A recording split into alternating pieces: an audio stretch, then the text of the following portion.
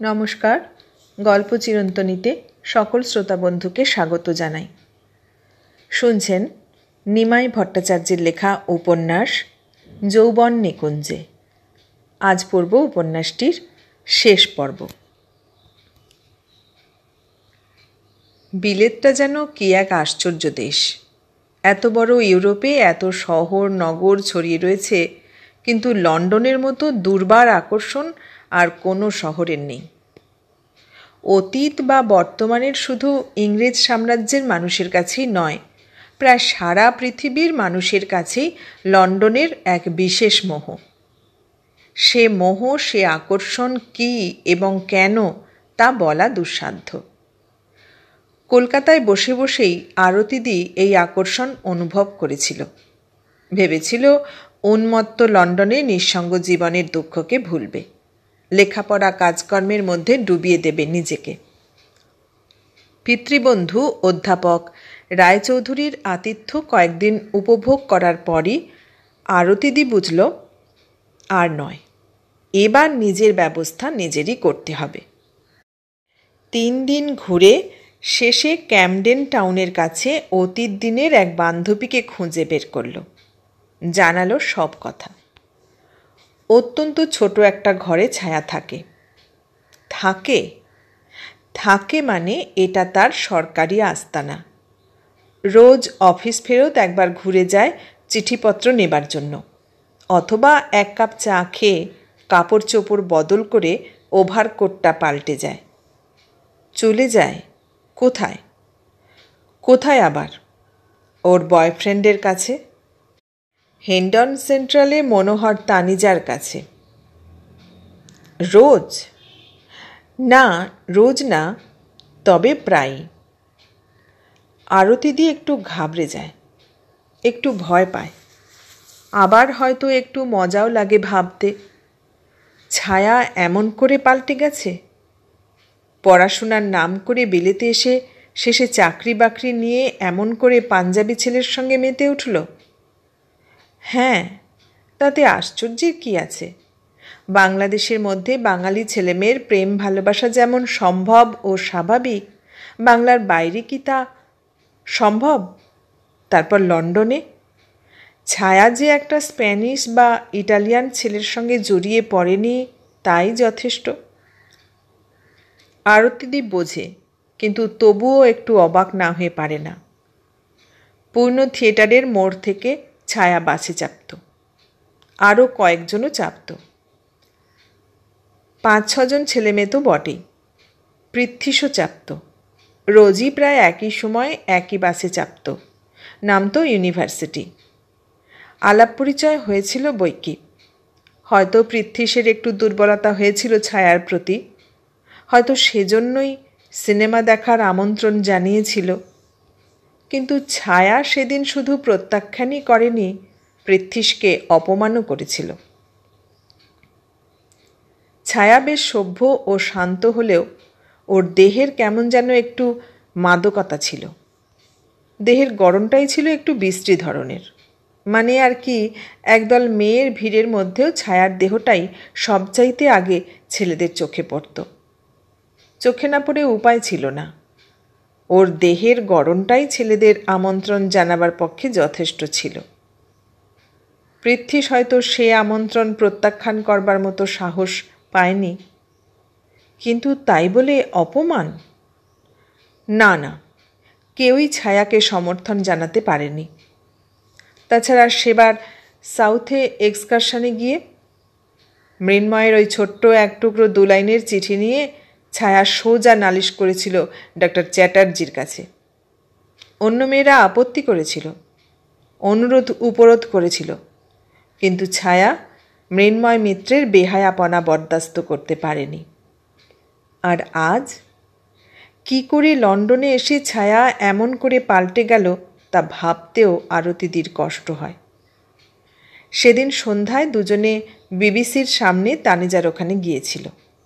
আরতিদির নেমন্তন্ন ছিল। তানিজা অত্যন্ত ভদ্রতা ও সৌজন্য দেখিয়ে আরতিদিকে অভ্যর্থনা জানালো। প্রথম এক ঝলক দেখেই তানিজাকে আরতিদির ভালো লেগেছিল। বেশ ভদ্র, সভ্য, সংযত। ঘরে ঢুকেই বেশ রুচির পরিচয় পেল।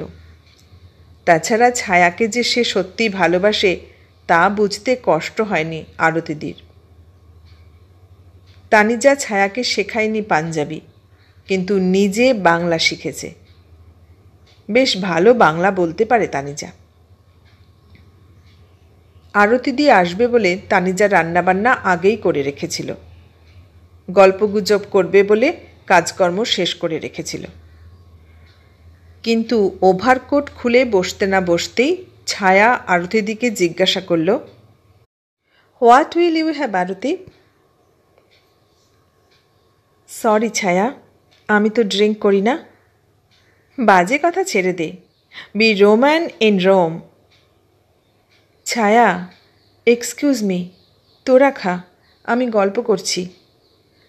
তানিজা একটিবারের জন্য পিড়াপিড়ি করল না। কিন্তু ছায়া যখন 3টে গেলাস আর হুইস্কির বোতল বের করল, তখন তানিজা বলল, ডোন্ট গিভ হার হুইস্কি। তবে কি দেব? তানিজা বলল, কিছু না দেওয়াই ভালো, তবে দিতেই যদি হয় তাহলে হুইস্কি নয়। ছায়া আরতিদিকে ব্র্যান্ডি দিয়ে নিজেরা হুইস্কির গেলাস দুটো তুলে ধরে বলল, টু ইয়োর হেলথ আরতি। আরতিদি কোনো উত্তর দিতে পারল না, চুপ করে বসে রইল। আশ্রয় প্রার্থী আরতিদি ছায়াকে অসন্তুষ্ট করতে সাহস করল না। ধীরে ধীরে গেলাসটা তুলে নিল মুখে। সেই শুরু, সেই অয়মারম্ভ। আরতিদি নতুন জীবন শুরু করল। ছায়ার অফিসেই আরতিদি একটা চাকরি পেল। হাজার হোক, MA পাস মেয়ে এদেশে খুব বেশি নেই, সুতরাং আরতিদির চাকরিটা নেহাত মন্দ হলো না। উইকলি 16 পাউন্ড, সব কেটে কুটে হাতে আসতো প্রায় 13 পাউন্ড। বিদেশে এসে এত সহজে নিজের পায়ে দাঁড়াতে পারবে আরতিদি কোনো দিন কল্পনা করেনি। সহজে বেকারলু লাইনের কিলবার্ন স্টেশনের কাছেই আরতিদি একটা ছোট্ট অ্যাপার্টমেন্টে সংসার পাতল। লন্ডন আসার প্রায় 1 মাস পর আরতিদি প্রথম একটু নিজের দিকে তাকাবার অবকাশ পেল। অফিস থেকে বেরিয়েই বেকার স্ট্রিটে ট্রেন ধরতে মন চাইত না, ঘুরে বেড়াতো। 7টা, 8টা, 9টা অবধি ঘুরে বেড়াতো। কোনো দিন ইন্ডিয়া টি হাউসে গিয়ে গোটা কতক স্যান্ডউইচ খেয়ে রাত্রে ডিনারের পর্বটাও শেষ করে নিত। তারপর আবার ঘুরত। হয়তো মার্বেল আর্চের ধারে গিয়ে বসত কিছুক্ষণ। শেষে ক্লান্ত শ্রান্ত হয়ে ফিরে আসতো নিজের আস্তানায়। কোনো মতে কাপড় চোপড় ছেড়ে নাইটিটা পরে লুটিয়ে পড়ত বিছানায়। সোমবার থেকে বৃহস্পতিবার বেশ কেটে যায়, শুক্রবারের দিনের বেলাটাও কাটে। কিন্তু তারপর যখন সারা লন্ডনের মানুষ উইকেন্ডের আনন্দে মেতে ওঠে, তখন আরতিদির মনটা বিষণ্ণে ভরে যায়। নিঃসঙ্গতার বেদনা বড় বিভ্রান্ত করে তোলে। নিজের সংসার পাতার পর 2 সপ্তাহ কেটে গেল। পরের সপ্তাহে আর আরতিদি নিজের ওই ছোট্ট অ্যাপার্টমেন্টে বন্দিনী থাকতে পারল না। বেরিয়ে পড়ল। উইন্ডসর ক্যাসেল দেখতে বেরিয়ে পড়ল। কুইন মেরি ডলস হাউস আর স্টেট অ্যাপার্টমেন্টস দেখে রাউন্ড টাওয়ারে আসতেই পাশ থেকে হঠাৎ একজন প্রশ্ন করল, এক্সকিউজ মি, আপনি ইন্ডিয়ান? আরতিদি ছোট্ট উত্তর দিল, হ্যাঁ। বাঙালি? আরতিদি একটু হাসি মুখে উত্তর দিলেন, হ্যাঁ। চমৎকার, লন্ডনে আসার পর আর কোনো বাঙালির সঙ্গে আলাপ হয়নি। তাই নাকি? তাহলে আমি খুব লাকি বলুন। আপনি কেন? আমি নরম্যান গেট দিয়ে নর্থ টেরেসের দিকে বেরুতে বেরুতে আলাপ হলো দুজনের। আমার নাম পবিত্র মুখার্জি, ব্যারিস্টার হবার চেষ্টা করব বলে আপনাদের লন্ডনে এসেছি। আরতিদি হাসতে হাসতে বলল, লন্ডনের প্রতি আমার অধিকারের চাইতে আপনার অধিকার বিন্দুমাত্র কম নয়। এইভাবেই আলাপের শুরু। ব্রেবন রোডের বিখ্যাত মুখার্জি অ্যান্ড কোম্পানির একমাত্র মালিকের পুত্র পবিত্রর সঙ্গে আরতিদির এইভাবেই আলাপ হলো। আলালের ঘরের দুলাল হয়েও পবিত্র MA পাশ করেছিল এবং নিতান্তই স্বাভাবিকভাবে পরবর্তী ধাপে বিলেতে এসেছে। কৃপণ পিতার জন্য কলকাতায় পবিত্র নিজের কোনো ইচ্ছাই চরিতার্থ করতে পারেনি। মনের মধ্যে অনেক আশা আকাঙ্ক্ষা কামনা বাসনা চাপা পড়েছিল। লন্ডনে এসে পবিত্র জীবনে প্রথম স্বাধীনতার স্বাদ পেল। স্বাধীন পবিত্র মুখার্জির জীবনে প্রথম নারী হলেন আরতিদি। বয়সে 2-1 বছরের বড় হলেও নিঃসঙ্গতার বেদনাহত আরতিদি পবিত্রকে অনেকটা কাছে টেনে নিলেন। বেকার স্ট্রিট টিউব স্টেশনের সামনে পবিত্র অপেক্ষা করত আরতিদির জন্য। কতক্ষণ এসেছ? পবিত্র হাতের ঘড়িটা এক নজর দেখে নিয়ে বলে, মিনিট 5। আশেপাশের কোনো একটা ইতালিয়ান রেস্তোরাঁ থেকে দুজনে কিছু খেয়ে ঘুরতে বেরোয়। উদ্দেশ্যহীন হয়ে ঘুরে বেড়ায়। কোনো দিন আবার সিনেমা দেখতে ঢুকে পড়ে এস্টোরিয়া বা কার্লটন বা প্লাজা বা স্টুডিও 1-এ। ট্রাইএক্স ফিল্ম দেখতে গিয়ে পবিত্র একটু চঞ্চল হয়। আরতিদিও বোধহয় একটু উতলা হয়। মনের মধ্যে একটু জোয়ারের জল ঢুকে পড়ে, কিন্তু প্রকাশ করে না কেউই। পবিত্র গ্রেস ইনে ফিস জমা দিয়েছে। লেকচার শোনার পালা শুরু হতে এখনও অনেক দেরি। অফুরন্ত অবসর আর উচ্ছ্বাস নিয়ে পবিত্র দিন কাটায়। উচ্ছ্বাস, উজ্জ্বল, উদ্দাম, উদ্ভ্রান্ত পবিত্রকে আরতির বেশ লাগে। নীল আকাশের কোলে এক ঝাঁক বলাকা যেমন নিশ্চিন্তে ঘুরে বেড়ায়, পবিত্র ঠিক তেমনই নিশ্চিন্তে দিন কাটাত। এত সহজ সরল স্বাভাবিক হয়ে জীবনের মুখোমুখি হতে আরতিদিরও মন চায়। দুজনে আরও একটু কাছে আসে। সেদিন শুক্রবার। অফিস থেকে বেরিয়ে আরতিদি পবিত্র দেখা পেল না। বেশ কিছুক্ষণ অপেক্ষা করেও দেখা হলো না। শেষে বেশ একটু নিরাশ হয়েই ফিরে গেল নিজের আস্তানায়। সবে কোটটা আর জুতোটা খুলে রেখে একটু বিছানায় শুয়েছে, এমন সময় দরজায় কে যেন নক করল। আরতিদি ভেবেছিল পাশের অ্যাপার্টমেন্টের মিসেস চেরিল। বলল, প্লিজ কাম ইন। একটা বিরাট প্যাকেট হাতে করে পবিত্র ঢুকতেই আরতিদি অবাক হল। কোথায় ছিলে আজকে? পবিত্র সে কথার জবাব না দিয়ে বললে, একটু উঠে দাঁড়াও। কেন? উঠে দাঁড়াও না। আরতিদি উঠে দাঁড়ালো। পবিত্রর মুখোমুখি দাঁড়ালো। পবিত্র বলল, ওদিকে ঘুরে দাঁড়াও। আরতিদি ঘুরে দাঁড়ালো। পবিত্র প্যাকেটটা খুলে আরতিদিকে একটা নতুন কোট পরিয়ে দিল। আরতিদি বিস্মিত হয়ে বলল, কোট কিনলে কেন? সেলফ্রিজে ঘুরতে ঘুরতে পছন্দ হলো। মনে হলো তোমাকে ভীষণ মানাবে, তাই নিয়ে এলাম। পবিত্র কোটের বোতামগুলো আটকাতে আটকাতে প্রশ্ন করল, তোমার পছন্দ হয়নি? ভালো জিনিস পছন্দ হবে না কেন, কিন্তু তাই বলে এত দামি কোট কিনলে কেন? হাসতে হাসতে পবিত্র উত্তর দেয়, বাবার প্রচুর ব্ল্যাক মানি আছে। কিছু যদি তোমার জন্য ব্যয় করি তাহলে বাবার উপকারই করা হবে, অপকার নয়। পবিত্র দুহাত দিয়ে আরতিদির দুটো হাত চেপে ধরে বলল, তোমাকে সত্যিই ভারী সুন্দর দেখাচ্ছে। আরতিদি দুটো হাত দিয়ে পবিত্রর হাত দুটো চেপে ধরল, কিন্তু ওর মুখের দিকে তাকাতে পারল না। জিভ দিয়ে ঠোঁটটা ভিজিয়ে নিয়ে দৃষ্টিটা ঘুরিয়ে নিল পাশে। পবিত্র একটু বিস্ময়ে একটু মুগ্ধ হয়ে চেয়ে থাকে আরতিদির দিকে। আরও একটু সামনে এগিয়ে আসে, আরও একটু নিবিড় হয়। আরতিদি কিছু বলে না, দৃষ্টিটা ঘুরিয়ে চুপ করে দাঁড়িয়ে থাকে। মুহূর্তের জন্য পবিত্র থমকে দাঁড়ায়, কিন্তু সে ওই মুহূর্তের জন্যেই দুহাত দিয়ে আরতিদিকে কাছে টেনে নেয়, অনেক কাছে, একেবারে বুকের মধ্যে। আরতিদির ঠোঁটে নিজের ভালোবাসার প্রথম স্মৃতিচিহ্ন এঁকে দেয়। অনেক অনেক দিন পরে আরতিদির সারা দেহ মন টলমল করে উঠল। সেই অতীত দিনের হারিয়ে যাওয়া বুধবারের দুপুরবেলার মতো কিসের যেন প্রত্যাশায় রক্তটা একটু দৌড়াদৌড়ি শুরু করল। নিঃশ্বাসটা ঘন হলো। নিজের ঠোঁটে পবিত্রর ভালোবাসার প্রথম স্পর্শ পেয়ে মনের মধ্যে ক্ষণেকের জন্য অতীত স্মৃতির ঝড় উঠেছিল বৈকি।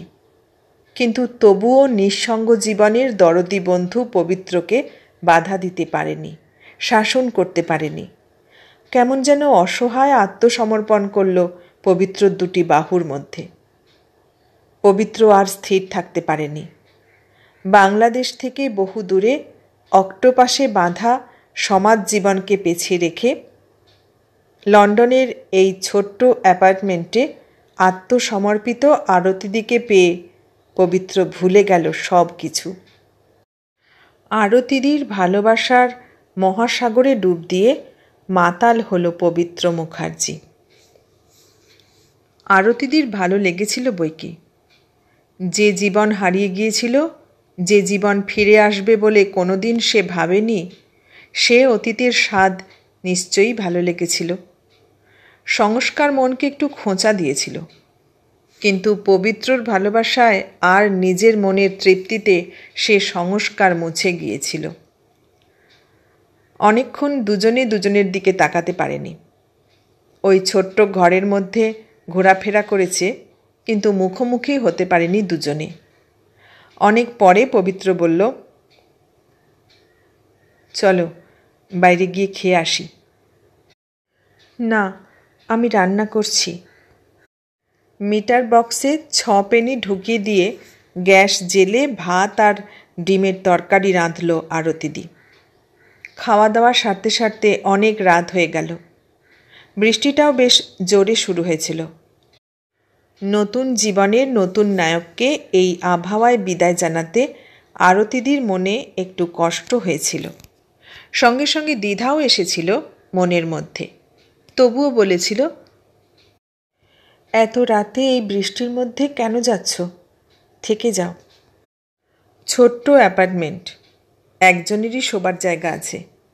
বাংলাদেশ নয় যে মেঝেতে অতিথির বিছানা হবে। অতিথিকেও অতিথি সৎকারের শয্যায় আশ্রয় নিতে হবে। সব জেনে শুনেও পবিত্র জিজ্ঞাসা করল, শোবো কোথায়? কেন, ওই সোফাটায়? পবিত্র থেকে গেল। সোফায় নয়, আরতিদির উষ্ণ সান্নিধ্যেই রাত কাটাল। লন্ডনের শীতে 2 লেপের তলায় আরতিদিকে নিয়ে ওই ছোট্ট বিছানায় শুতে পবিত্রর খুব বেশি কষ্ট হয়নি।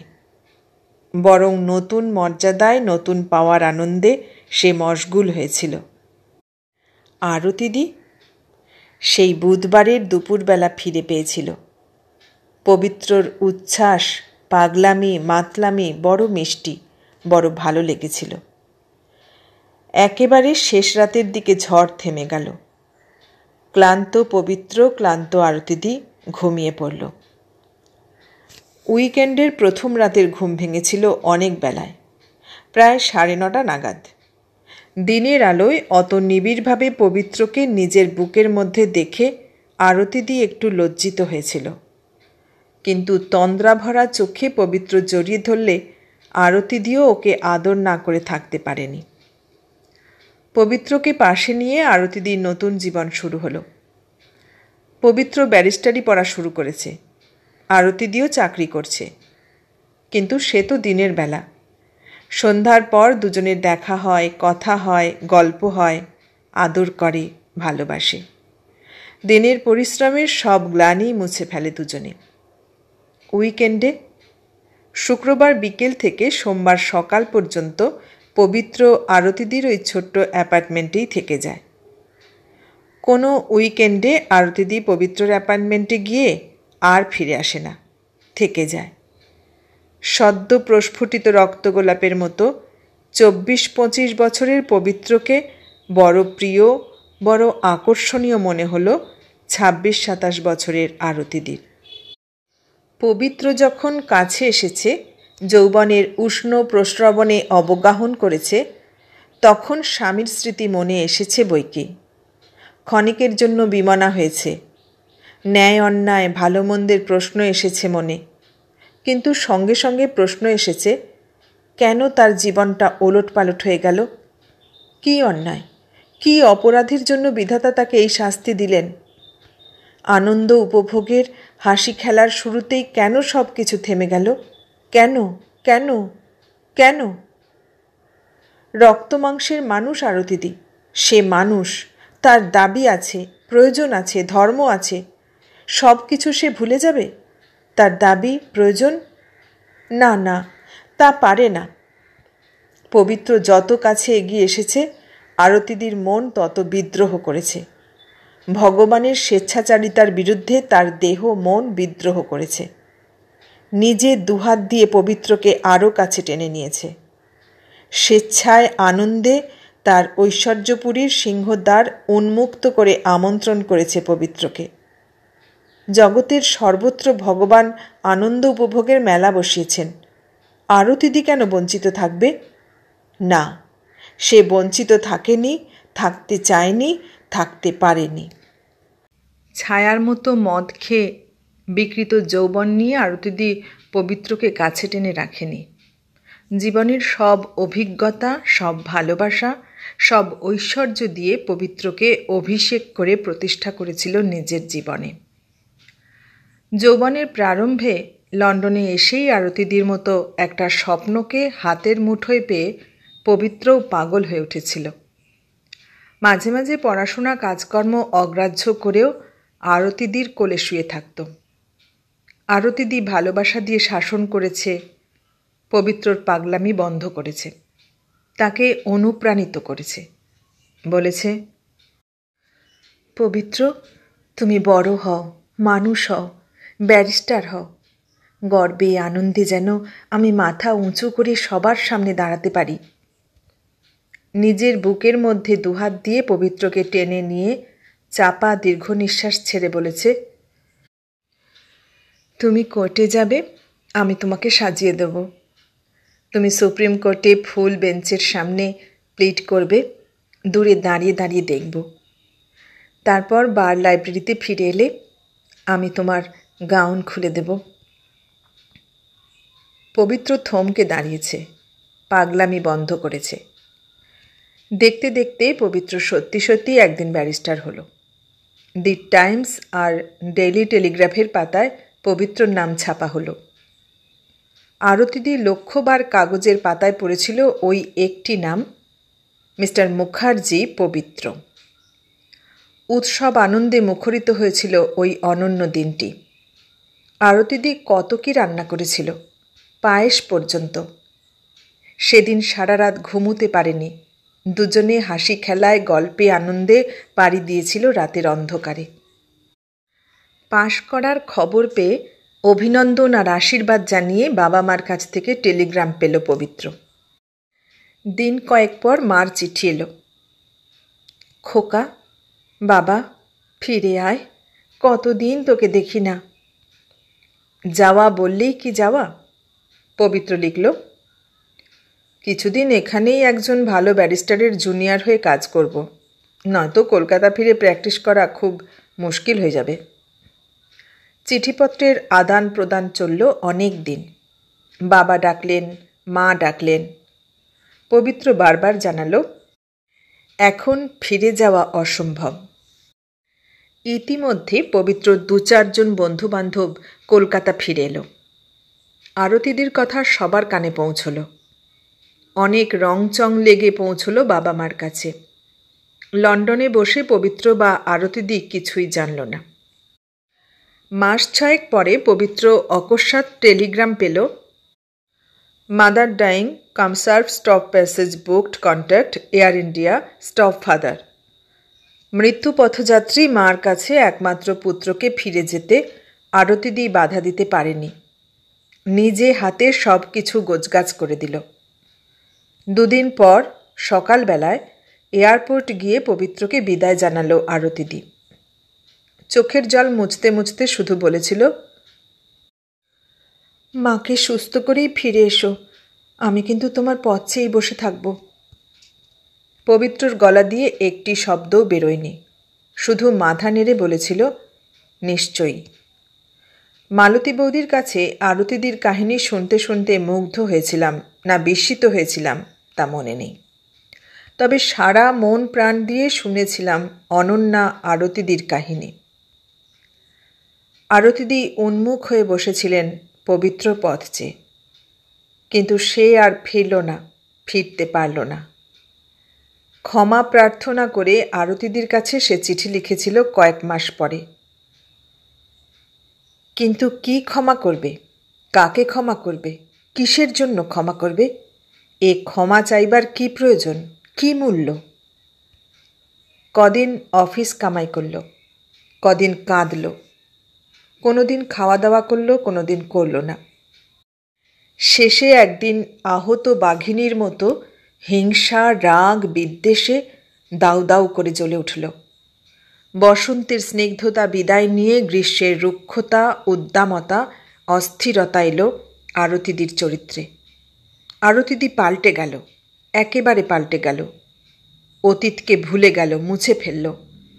অতীতের আরতিদির মৃত্যু হলো, নতুন আরতিদির জন্ম হলো। আরতিদির রূপ যৌবনের জলসাঘরে রসিকদের আগমন শুরু হলো ধীরে ধীরে। ডান দিকে তাকালো না, বাঁ দিকে তাকালো না, সামনে দেখল না, পিছনে দেখল না।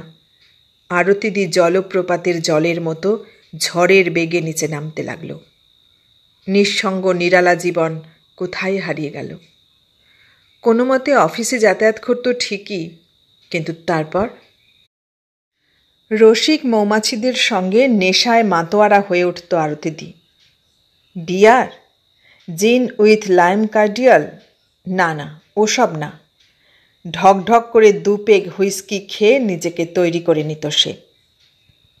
বেশি দিন নয়, বছরখানেকের মধ্যেই আরতিদির যশ আর খ্যাতি ইংল্যান্ড প্রবাসী ভারতীয় মহলে ছড়িয়ে পড়ল।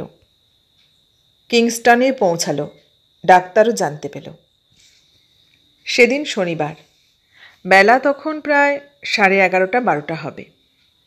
ঘরে বাজার বাজতেই আরতিদির ঘুম ভেঙে গেল। নাইলনের নাইটি পরেই দরজার লক খুলে ডাক দিল, কাম ইন। ডাক্তার ধীর পদক্ষেপে ঘরে ঢুকেই থমকে দাঁড়ালো। শুক্রবার রাত্রে ঝড় থামতে নিশ্চয়ই দেরি হয়েছিল, কিন্তু তাই বলে এত বেলা অবধি ঘুমোবে? ওই পাতলা ফিনফিনে নাইলনের নাইটি পরে অজানা আগন্তুককে আমন্ত্রণ জানালো আরতি। ডাক্তার অবাক বিস্ময়ে স্তব্ধ হয়ে দাঁড়ায়। আরতিদিও অবাক হয়ে যায়। মুহূর্তের জন্য সেও স্তব্ধ হয়ে গেল। এতদিন পর সেই ডাক্তার অরবিন্দ সরকার। জলসাঘরের নায়িকা যেন লজ্জা পায়। একটু পরে নিজেকে একটু সামলে নিয়ে বলল, বসুন। জলসাঘরের নায়িকাকে এক ঝলক দেখে নিয়ে ডাক্তার বলল, বসব? আরতিদি এবার একটু সহজ স্বাভাবিক হয়ে হাসি হাসি মুখে বললেন, নিশ্চয়ই। ডাক্তার একবার ভাবল, বলে, আমি বাইরে অপেক্ষা করছি, আপনি কাপড় চোপড় পরে ডাক দেবেন। তারপর ভাবল, না না, বেহায়াপনার সীমাটা দেখি। ডাক্তার পাশের সোফাটায় বসল। আরতিদি ডাক্তারের মুখোমুখি বিছানায় বসল। নির্বিবাদে নির্বিচারে ওই নাইলনের নাইটি পরেই বসল। ডাক্তার স্তব্ধ হয়ে আর একবার দেখে নিল ভূমধ্যসাগর পাড়ি দেবার সময়ে সেই সঙ্গিনী আরতি রায়কে, সেই জাহাজের শান্ত স্নিগ্ধ আত্মভোলা আরতি রায়কে। বসুন, চা করি। আমি চা খেয়েছি, আর খাবো না। আরতিদির রক্তটা একটু চঞ্চল হয়। শেষ রাত্রের নেশাটা বোধ হয় আর একবার উঁকি মারে মনের মধ্যে। একটু বেহিসাবি দুষ্টুমি করে, বলে, oh my god, what a good boy. ডাক্তারের মাথায় যেন খুন চড়ে যায়। ঠাস করে আরতিদির গালে একটা চড় মারে ডাক্তার। বলল, বদমাইশিরও একটা মাত্রা আছে, ডাক্তার আর এক মুহূর্ত অপেক্ষা না করে ঝড়ের বেগে বেরিয়ে গেল। আরতিদি হতবাক হয়ে গালে হাত দিয়ে বসে রইল। আকাশ পাতাল ভাবল, ডাক্তার মারল? কোন অধিকারে? কিসের জন্য? এই সামান্য পরিচয়ের সূত্র ধরে শাসন করার সাহস পেল কেমন করে? নিজেকে প্রশ্ন করে আরতিদি, কিন্তু কোনো জবাব পেল না। চুপটি করে বসে রইল। এক পেয়ালা চাও খেল না। প্রায় 1টা নাগাদ দাশগুপ্তের টেলিফোন এলো। কি হলো আরতি, এখনো রওনা হনি যে? মুখ দিয়ে হঠাৎ বেরিয়ে গেল, কলকাতা থেকে আমার এক আত্মীয় হঠাৎ এসে হাজির, আমি আজ আর যেতে পারছি না। সে কি? হ্যাঁ, প্লিজ এক্সকিউজ মি। সন্ধ্যায়? রাত্রিতে? অরোরার ককটেলে? না, কোথাও না। সারাদিন নিজের ঘরে স্বেচ্ছায় বন্দিনী হয়ে রইল আরতিদি। রাত্রে শুয়েও ডাক্তারের এই অস্বাভাবিক আচরণের কথা ভাবল। অবাক হলো, বিস্মিত হলো, কিন্তু ইচ্ছা করেও রাগ করতে পারল না তার উপর। রবিবার ভোরবেলায় ঘুম থেকে উঠে আর ধৈর্য রাখতে পারল না। 7টা বাজতে না বাজতেই ওয়াটারলু স্টেশনে গিয়ে কিংস্টনের ট্রেনে চাপল। ডাক্তার ঘুম থেকে উঠে সবে চায়ের জল চাপিয়েছে, এমন সময় বাজার বাজল। ড্রেসিং গাউনটা জড়িয়ে নিয়ে দরজা খুলে আরতিদিকে দেখে ডাক্তার চমকে উঠল। আপনি?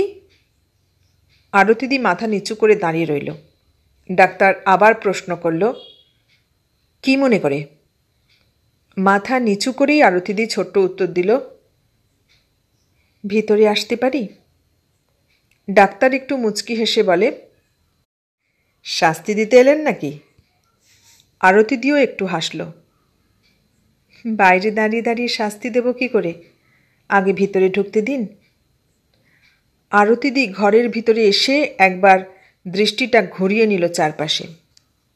ছন্ন ছাড়া ব্যাচিলারের ঘর। পুরানো বই খাতা, ছেঁড়া জুতো, নোংরা জামা কাপড়ের প্রদর্শনী যেন। পড়ার টেবিলের একপাশে একজন বিধবা মহিলার একটা ছবি, মার ছবি। চেয়ারের ওপর থেকে নোংরা জামা কাপড়গুলো সরিয়ে নিয়ে ডাক্তার বলল, বসুন। আরতিদি বসলেন। ডাক্তার বসল বিছানায়। দুজনের কেউই অনেকক্ষণ কোনো কথা বলল না।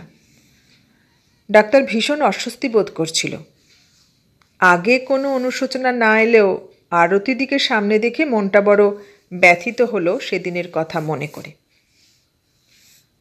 চটপট মনে মনে একবার নিজেই নিজের বিচার করে নিল। রায় দিল ক্ষমা চাইতে হবে। আপনি আমাকে ক্ষমা করবেন। আরতিদি এবার মুখ তোলে, বলে, কেন বলুন তো? কোনো ভদ্রলোক কোনো মেয়ের গায়ে হাত তুলতে পারে না।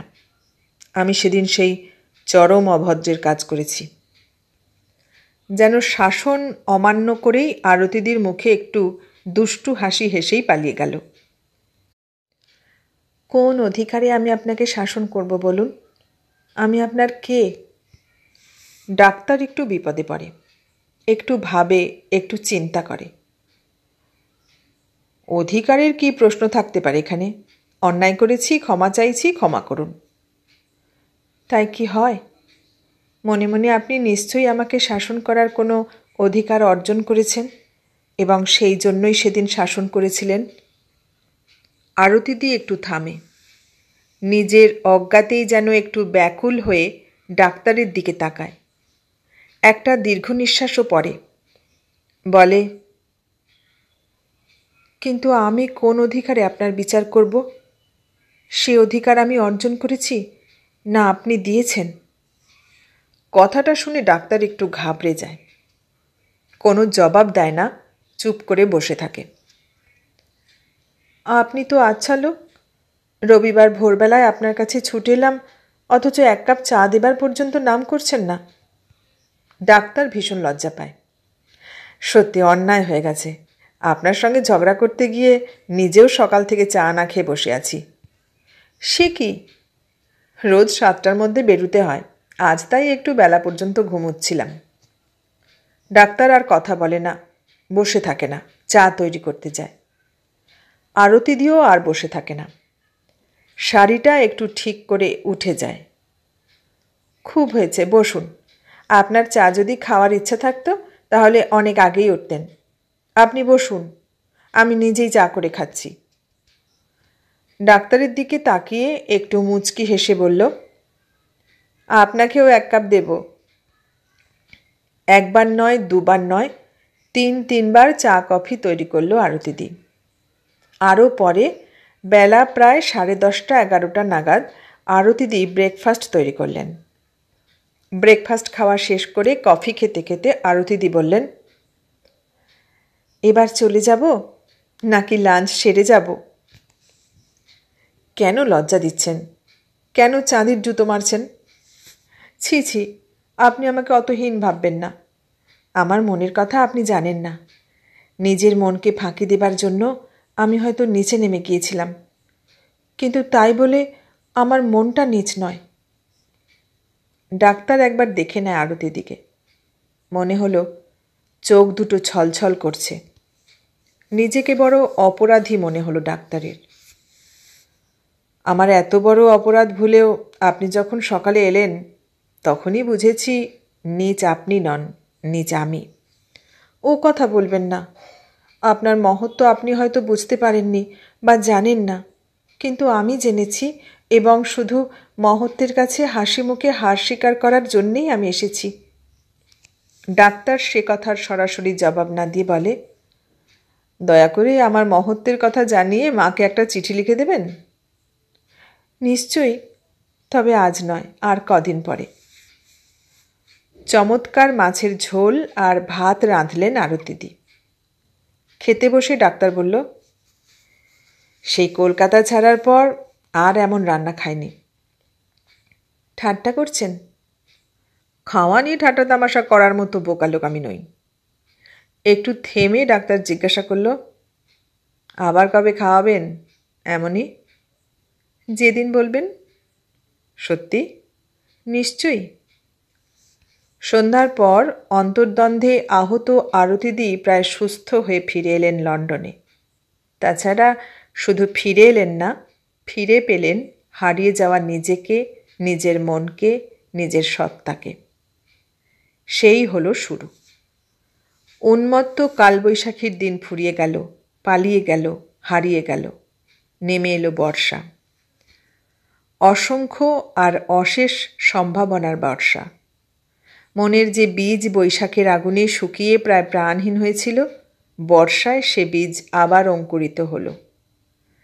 আরতিদি স্বপ্ন দেখল পল্লবিত বৃক্ষে ফুল ফলের, হয়তোবা ভবিষ্যৎ বীজেরও, কে জানে।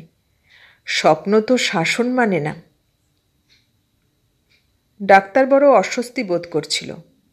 সেদিনকার ঘটনার প্রতি আরতিদির আশ্চর্য ঔদাসীন্য ডাক্তারের মনকে বড় খোঁচা দিচ্ছিল।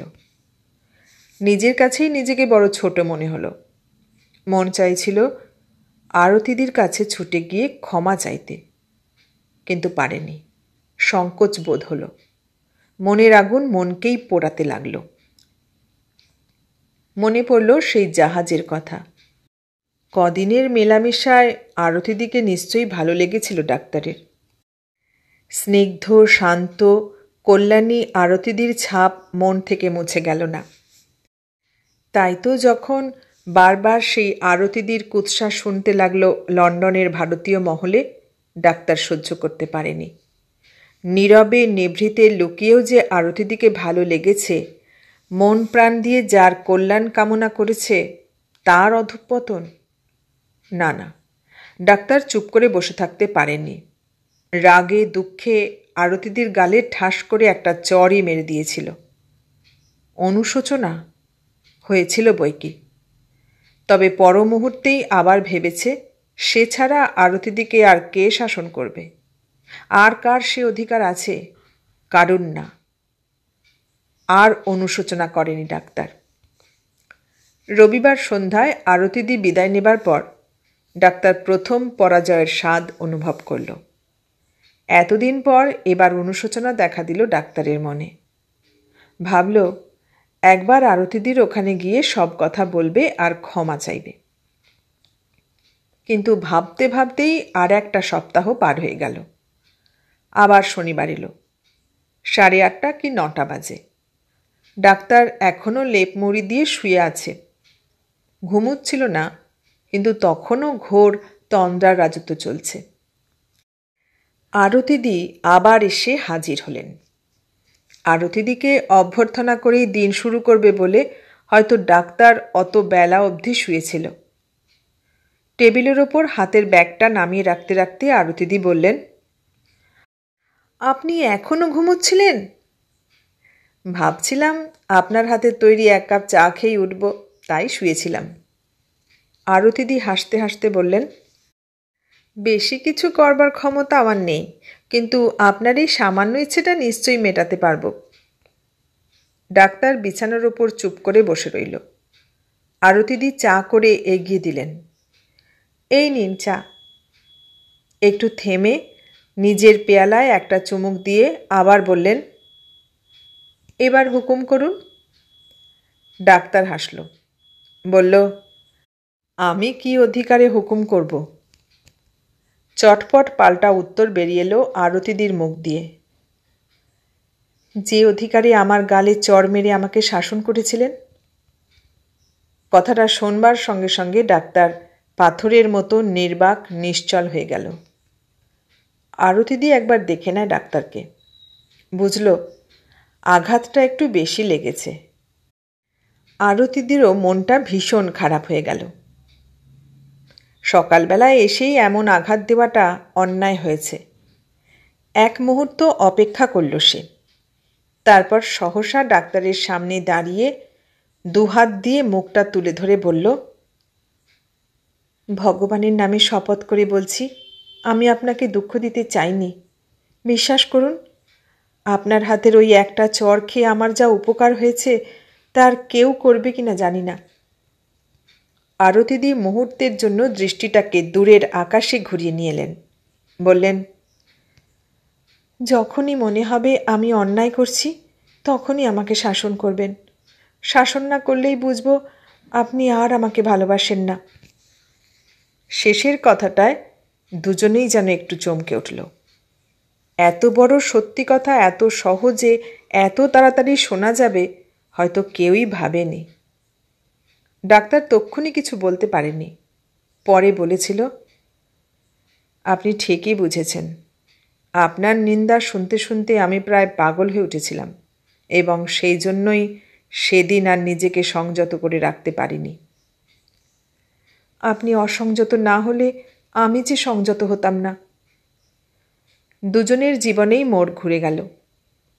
আশ্চর্য সংযত ও ছন্দবদ্ধ জীবনের পথে পা বাড়ালো দুজনেই। ছন্নছাড়া ডাক্তারের সংসারের চেহারা পাল্টে গেল, একেবারেই পাল্টে গেল। সব ছিমছাম ফিটফাট করে সাজিয়ে গুছিয়ে দিলেন আরতিদি। ডাক্তার বলল, এমন করে সাজিয়ে গুছিয়ে দিচ্ছেন যে লোকে ভাববে আমি বিয়ে করেছি। বলবেন ইন্টিরিয়ার ডেকোরেটর আরতি রায় সাজিয়ে দিয়েছে। আরতিদি বাঁকা চোখে ডাক্তারের দিকে তাকিয়ে বলে, এ কথা বলতে তো লজ্জা বা অপমান হবে না? ডাক্তার হাসতে হাসতে বলে, আপনার মাথায় তো বেশ রেডিমেড দুষ্টু বুদ্ধি জমা আছে। ইন্টিরিয়ার ডেকোরেটর আরতিদি ডাক্তারের মনের মধ্যেও নতুন রূপসজ্জা করে দিল। টেমসের জল আরও গড়িয়ে যায়। শুক্রবার অফিস থেকে বেরিয়ে আরতিদি মার্কেটিং করতে যান। 2টি সংসারের যথাসর্বস্ব কেনেন। পরের দিন সকালে 2টি হ্যান্ড ব্যাগে জিনিসপত্র নিয়ে ডাক্তারের ওখানে হাজির হন। পরপর 2 কাপ চা খেয়ে আরতিদি লেগে পড়েন সংসারের কাজে। ঘরদোর পরিষ্কার পরিচ্ছন্ন করা, ময়লা জামাকাপড় কাচা, জিনিসপত্র সাজিয়ে গুছিয়ে রাখা, সব কিছু করেন। কাজকর্ম করতে করতেই আরতিদি বকবক করেন, কি আশ্চর্য, বালিশের তলায় 2টো ময়লা গেঞ্জি লুকিয়ে রেখেছেন। কখনো আবার, কি ব্যাপার বলুন তো, গত উইকের চিজ এখনও এতটা পড়ে আছে। আমি আজই আপনার মাকে চিঠি লিখব। দোহাই আপনার, আমি এক্ষুনি চিজ খাচ্ছি, কিন্তু আপনি মাকে চিঠি লিখবেন না। একমাত্র পুত্রের অনাহারের খবর পেলে মা হয়তো রোজই একাদশী করতে শুরু করবেন। নিজের জন্য আর কিছু ভাবে না ডাক্তার, সব ভাবনার বোঝা তুলে নিল আরতিদি। আর আরতিদি ডাক্তারের অনুমতি ছাড়া এক পা এদিক ওদিক করত না, একটা পেনই নষ্ট করত না। যখনই পেরেছে বোনেদের জন্য যথাসাধ্য করেছে, চিরকালই করেছে। মালতী বৌদি এবার থামলেন, একবার হাসলেন, একবার গম্ভীর হলেন। আরতিদির কথা শুনতে শুনতে অনেক রাত হয়েছিল। মালতী বৌদিকে ওর বাসায় নামিয়ে দিয়ে আমি ফিরে এলাম। পরের দিন সকালেই মালতী বৌদি খবর পেলেন সদানন্দদা চণ্ডীগড় থেকে জলন্ধর ও অমৃতসর ঘুরে দিল্লি ফিরবেন। 2-3 দিন তো লাগবেই। মালতী বৌদি সকালবেলাতেই আমাকে টেলিফোন করে খবর দিলেন, অফিসে যাচ্ছি না, দুপুরে খেতে এসো। আবার আরতিদির কথা শুনছিলাম যে এক ও অভিন্ন হয়ে ডাক্তার আর আরতিদি এগিয়ে গিয়েছে ভবিষ্যতের দিকে।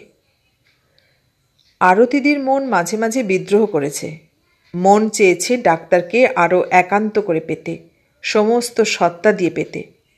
ডাক্তার সেও হয়তো চাইতো, কিন্তু একটি দিনের জন্যও সে অনধিকার চর্চা করেনি। বলেছে, আমি তো আপনারই, সিন্দুকের চাবিটাই আপনার কাছে, সুতরাং সেই সিন্দুক থেকে 1-2 টাকা নেবার জন্য অত ব্যগ্র কেন? আরতিদি একদিন বলেছিলেন, আপনি আমাকে তুমি বলে ডাকবেন না? কি দরকার? আপনি কি আমার কম আপন? তুমি বললে ডাকলেই কি আরও আপন হব? সে অধিকার যখন পাবো তখন আপনার অনুমতির জন্য অপেক্ষা করব না। টেমসের জল আরও অনেক গড়িয়ে গেল। সামার, অটাম, স্প্রিং, উইন্টারের চাকা বারবার কয়েকবার ঘুরল। অকস্মাৎ একদিন আরতিদি সিঁদুর পরে ডাক্তারের ওখানে হাজির হলো। ডাক্তার কিছু বলবার আগেই আরতিদি ডাক্তারকে প্রণাম করল। ডাক্তার অবাক হয়ে বলল, কী ব্যাপার? মুহূর্তের জন্য স্তব্ধ হয়ে দাঁড়িয়ে রইল আরতিদি।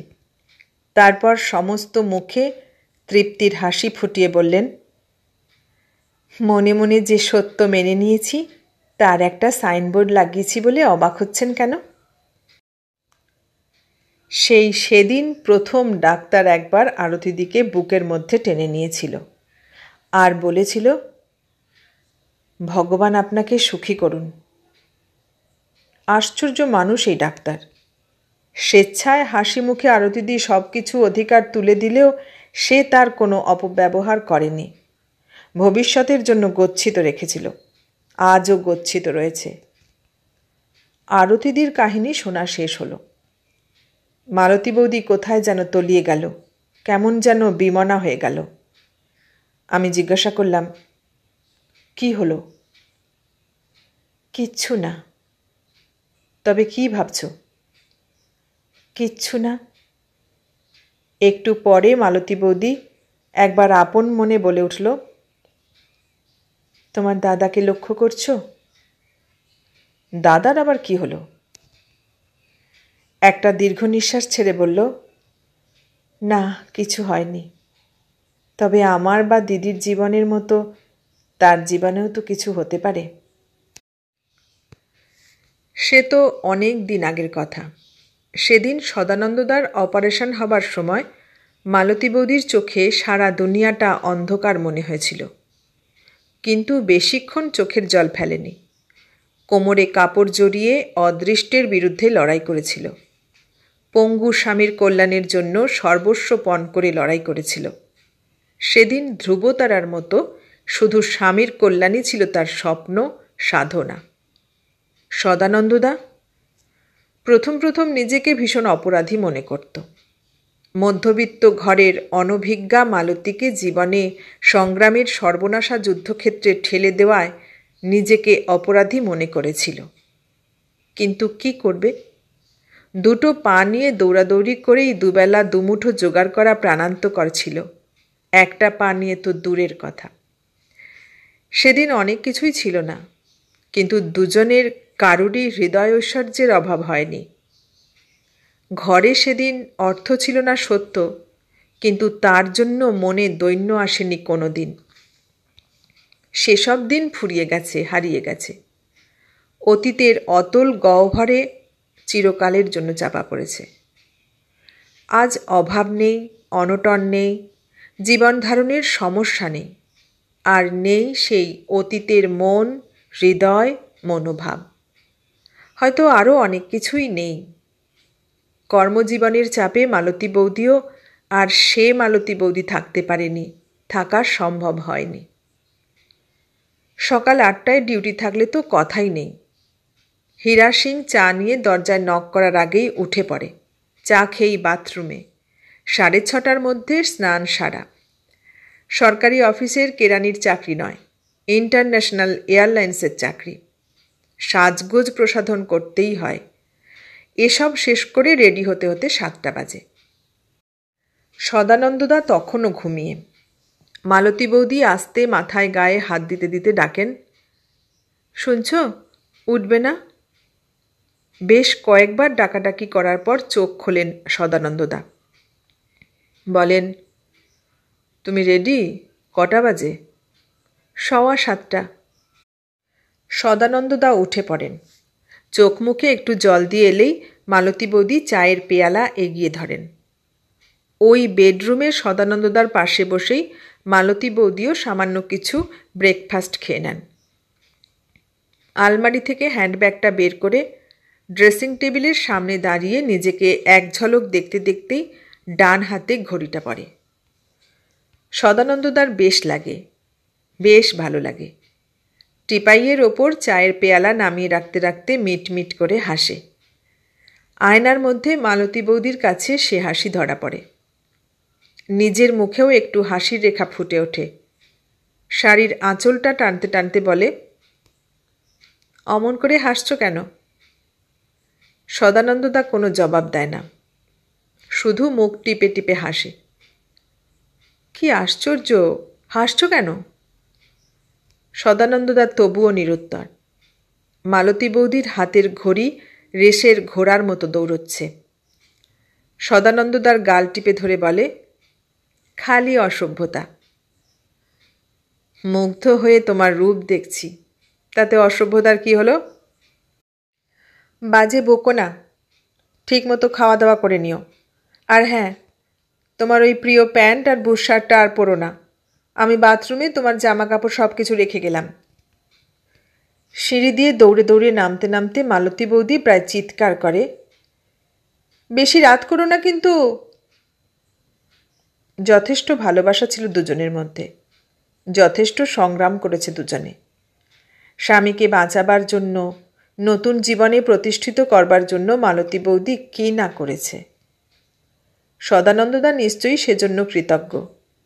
পঙ্গু স্বামীকে সমাজের সম্ভাব্য সমস্ত অবমাননার হাত থেকে রক্ষা যে করেছে, সেই মালতী।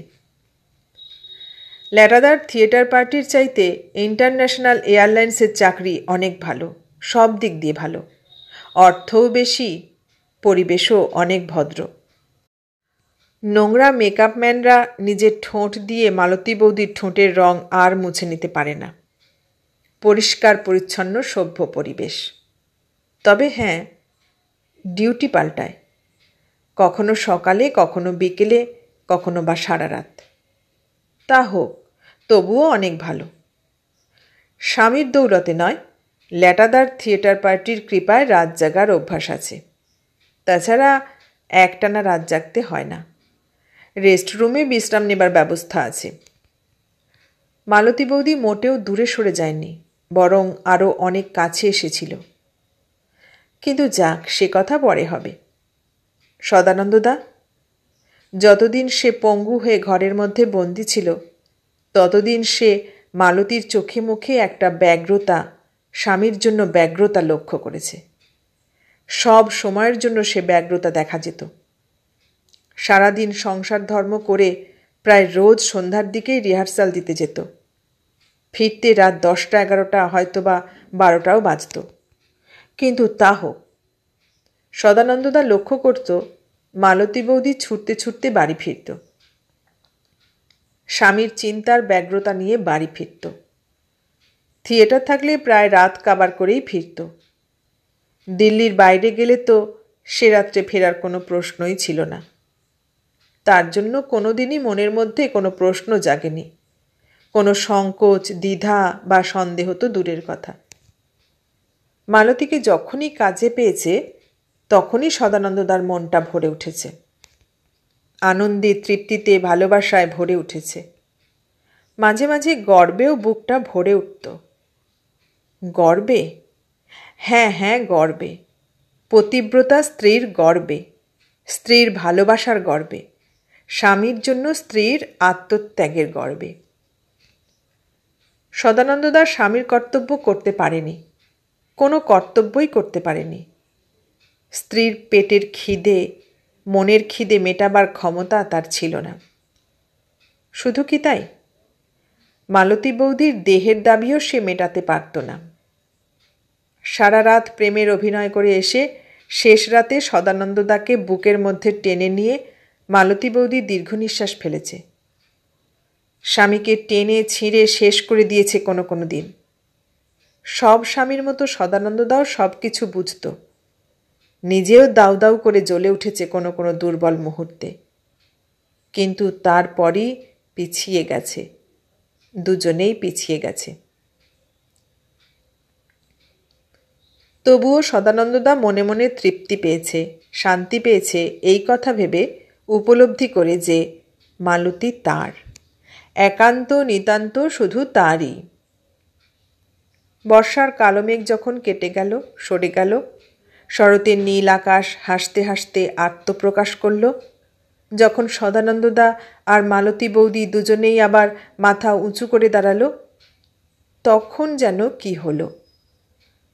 মালতী বৌদি আশা করেছিলেন মন প্রাণ দিয়ে স্বামী তাকে সুখী করবে, অতীত দিনের সব দুঃখের, সব অভাবের, সব না পাওয়ার বেদনা মুছে ফেলবে সর্বস্ব দিয়ে।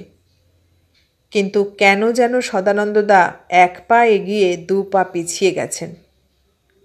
কর্মক্লান্ত দিনের শেষে মালতী বৌদিকে দুহাতে টেনে নিয়েছেন কাছে, কিন্তু তারপর আর পারেননি। হয়তো স্বামীর দাবি মিটিয়েছেন, কর্তব্য পালন করেছেন, কিন্তু প্রাণ ভরে ভালোবাসা দিতে গিয়ে থমকে দাঁড়িয়েছেন, অনেকটা এগিয়েও পিছিয়ে গেছেন। বাবা ভালো চাকরি করলেও বাঙালি গেরস্থ ঘরের মেয়ে মালতী বৌদি।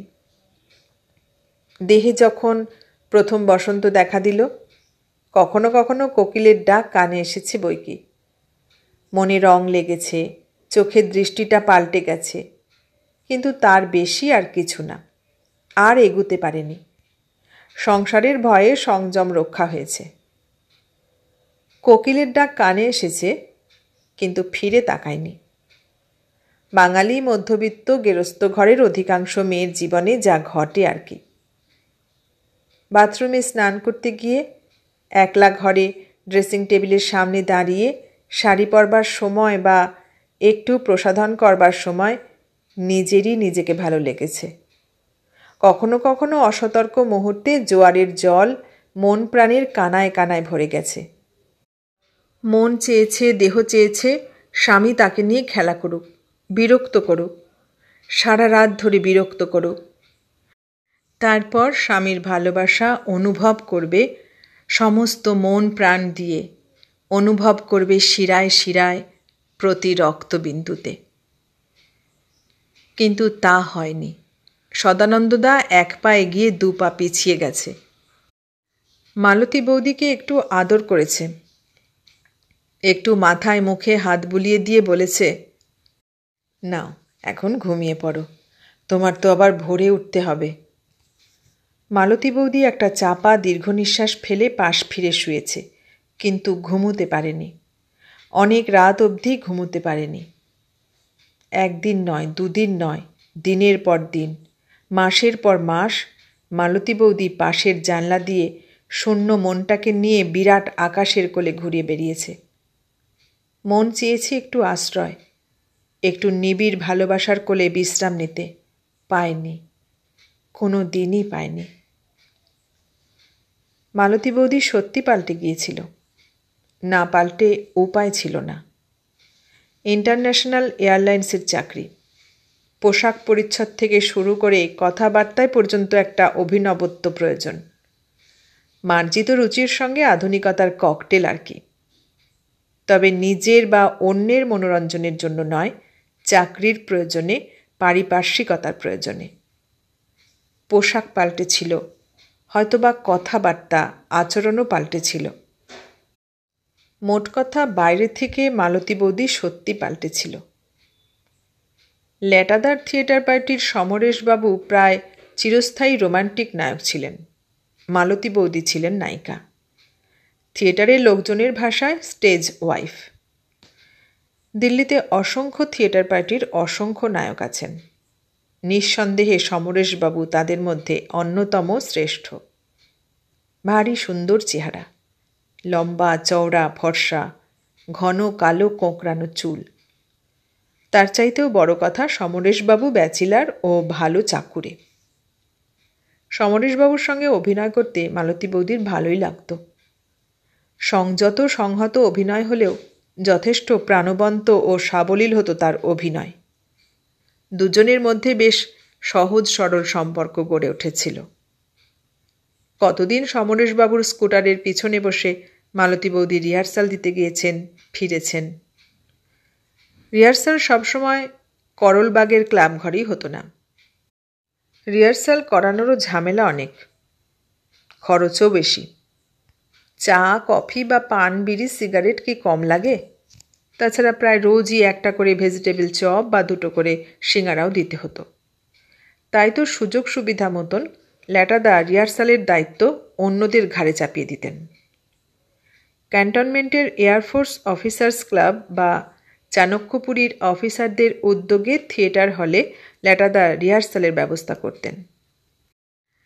রাত 9টা, 9:30, 10টা পর্যন্ত রিহার্সাল চলত। মালতী বৌদি বাড়ি ফেরার জন্য ছটফট করতেন। তাই তো তাকে তাড়াতাড়ি বাড়ি পৌঁছে দেবার দায়িত্ব সমরেশবাবু প্রায় পাকাপাকিভাবে পেয়েছিলেন। হয়তো সমরেশবাবুর ভালোই লাগত। স্কুটারের পিছনে বসে মালতী বৌদিকে হাতটা সমরেশবাবুর কাঁধের উপর রাখতেই হতো। রাস্তার ঝাঁকুনিতে বা হঠাৎ ব্রেক করার জন্য মালতী বৌদিকে একটু সামনে ঝুঁকে পড়তেই হতো। মালতী বৌদির উন্নত, প্রশান্ত, কোমল হৃদয়স্পর্শ ব্যাচিলার অভিনেতা সমরেশবাবুর নিশ্চয়ই ভালো লাগত। জানি না মালতী বৌদির ভালো লাগত কিনা, তবে সমরেশবাবুর স্কুটারে চড়তে কোনোদিন আপত্তি করেননি। মাঝে মাঝে অভিনয় শেষ করে অনেক রাত্রে ট্যাক্সি বা গাড়ি করে ফিরতেন। 6, 7, 8 জন পর্যন্ত চেপেছেন এক গাড়িতে। মালতী বৌদি এক কোনায় বসতেন। হিরোইনের পাশে গা ঘেঁষাঘেঁষি করে বসতে সমরেশবাবু ছাড়া আর কেউ সাহস পেতেন না। অত ঠাসাঠাসি করে বসবার জন্য ইচ্ছা থাকলেও চেষ্টা করেও ভদ্রতা বা শালীনতা রক্ষা করা নিতান্তই অসম্ভব হতো। সমরেশবাবুর হাতটা তো মালতী বৌদির কোলের ওপর থাকত, কনুইটা তো বুকের ওপর চেপে থাকত। সেদিন সদানন্দদা পঙ্গু ছিলেন। মালতী বৌদির অতৃপ্ত মন হয়তো সমরেশবাবুর অভিনয় আর একটু ঘন নিবিড় স্পর্শতেই শান্তি খুঁজত, তৃপ্তি খুঁজত। যাই হোক, অত খবরে কি দরকার। মোট কথা, সমরেশবাবুর সঙ্গে মালতী বৌদির বেশ একটা সহজ সরল মধুর সম্পর্ক ছিল। আজকাল সেই সমরেশবাবুও দূর থেকে মালতী বৌদিকে দেখেন। লাইট ব্লু কালারের সিল্কের শাড়ি ব্লাউজ পরে হাতে কালো ব্যাগটা নিয়ে মালতী বৌদি আজকাল খান মার্কেটের মোড়ে এসে স্কুটার বা 4 সিটার ফটফটিয়ার জন্য অপেক্ষা করেন। সরু চেনের সঙ্গে ঝোলানো ওই বিরাট লকেটটা সমরেশবাবুর দৃষ্টিটাকে আটকে ধরে। হয়তো অতীত দিনের নায়িকাকে দেখে কোনো ইচ্ছা, কোনো স্বপ্ন উকি দেয় মনে, কিন্তু সাহস করে স্কুটার নিয়ে পাশে গিয়ে দাঁড়াতে পারেন না। বলতে পারেন না, অফিসে যাবেন, চলুন নামিয়ে দিচ্ছি। মালতী বৌদিকে দেখে সমরেশবাবুর ডান হাতটা কখন যেন ঘুরে যায়, স্কুটারের স্পিড কমে যায়, ব্রেকের ওপর পা চলে যায়, দৃষ্টিটা ওই লকেটের কাছে গিয়ে থমকে যায়, কিন্তু তবুও পারেন না থামতে মালতী বৌদির সঙ্গে কথা বলতে। মালতী বৌদি কিন্তু সমরেশবাবুকে ঠিকই দেখতেন, সব কিছুই লক্ষ্য করতেন, হয়তো সমরেশবাবুর মনের ভাবও উপলব্ধি করতেন। একদিন কফি হাউসে দুজনের দেখা। সমরেশবাবু আগেই এসেছিলেন। মালতী বৌদি ঢুকে চারধারে চোখ বুলিয়ে নিতেই সমরেশবাবুকে দেখে তার টেবিলের কাছে গেলেন। সমরেশবাবু যেন একটু চমকে উঠলেন, কেমন যেন বিস্ময়ের ভাব ফুটে উঠল তার চোখে মুখে। মালতী বৌদি অত্যন্ত স্বাভাবিকভাবে চাপা গলায় জিজ্ঞাসা করলেন, বসতে পারি? নিশ্চয়ই। মালতী বৌদি হাতের ব্যাগটা টেবিলের একপাশে রাখতে রাখতে বললেন, তারপর কেমন আছেন? ভালোই। আপনাকে দেখলেই বোঝা যায় আপনি বেশ ভালো আছেন। তাই নাকি? এবার একটু হাসি হাসি মুখে মালতী বৌদি জানতে চায়, স্কুটার কেমন চলছে? ভালোই। বেয়ারা এসে দাঁড়ালো। সমরেশবাবু জিজ্ঞাসা করলেন, কি খাবেন বলুন? আপনি বলুন কি খাবেন? না না, আপনি বলুন কি খাবেন। মালতী বৌদি 2 মাটন কাটলেট আর 2 হট কফির অর্ডার দিলেন। এতক্ষণে সমরেশবাবু যেন একটু সাহস সঞ্চয় করেছেন। আপনার নতুন চাকরি কেমন চলছে? চাকরিটা সত্যি ভালো, সে বিষয়ে কোনো সন্দেহ নেই। তাছাড়া আপনার নিশ্চয়ই আরও উন্নতি হবে। কি করে জানলেন? জানি না, তবে আমার বিশ্বাস। বিশ্বাসের তো একটা ভিত্তি থাকবে। আছে বইকি। আপনার সঙ্গে মেশবার যেটুকু সুযোগ হয়েছে তাতে আমি বেশ বুঝেছি যে আপনার মধ্যে অনেক গুণ আছে। তাই নাকি? বেয়ারা এসে কাটলেট আর কফি দিয়ে গেল। খেতে খেতে আরও অনেক কথা হলো। মালতী বৌদি বললেন, আজকাল খান মার্কেটের মোড়ে প্রায়ই আপনাকে যেতে দেখি, কিন্তু একদিনের জন্য থামেন না কেন? সমরেশবাবু একটু দ্বিধাগ্রস্ত হলেন, কি বলবেন ভেবে পান না। মালতী বৌদি তাই আবার প্রশ্ন করেন, কি আপনার স্কুটার চড়তে চাইব এই ভয়ে? সমরেশবাবু মনে মনে ভাবেন, সে সৌভাগ্য কি আমার হবে? তুমি কি আর কোনোদিন আমার স্কুটারে বসে কাঁধে হাত দিয়ে ব্রিজের ওপর দিয়ে? হঠাৎ একটা দীর্ঘ নিঃশ্বাস পড়ল সমরেশবাবুর। মনে মনে বললেন, তুমি তো আজ আর আমাদের ক্লাবের একজন সাধারণ মামুলি অ্যাক্ট্রেস নও। আজ তুমি অত বড় বিখ্যাত ইন্টারন্যাশনাল এয়ারলাইন্সের প্রায় 1000 টাকা মাইনের চাকরি করছো। তাছাড়া তুমি কত পাল্টে গেছো। কি একটা অদ্ভুত গাম্ভীর্য তোমার চারপাশে ঘিরে ধরেছে। তোমার সঙ্গে কথা বলতেই তো ভয় না করলেও সংকোচবোধ হয় যথেষ্ট। কিন্তু এসব কথা কি বলা যায় না বলা উচিত? সমরেশবাবু শুধু বললেন, অফিসে যাওয়ার সময় আপনি ব্যস্ত থাকেন, তাই আপনাকে বিরক্ত করি না। বাহ, এতে বিরক্তির কি আছে? আসল কথা বলুন না, লিফট চাইব এই ভয়ে থামেন না। মালতী বৌদি মুচকি হাসতে হাসতে কফির পেয়ালা নামিয়ে রাখলেন। সমরেশবাবু একটু সাহস পান। একটু স্কুটারে চড়বেন, এতে আর ভয়ের কি আছে? কফি হাউস থেকে বেরিয়েই সমরেশবাবু এগিয়ে চলেছিলেন। মালতী বৌদি বললেন, কি আশ্চর্য, একটা পান খাওয়াবেন না? মালতী বৌদির সহজ সরল ব্যবহারে সমরেশবাবু সত্যিই লজ্জা পান। তাড়াতাড়ি পান খাওয়ান।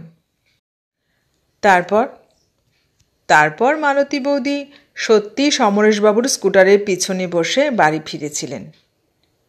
এই হচ্ছে মালতী বৌদি। এমন একটা বিচিত্র ব্যক্তিত্ব ছিল যে খুব কাছের মানুষও একটু সমীহ না করে পারত না, এমনকি সদানন্দ দাও।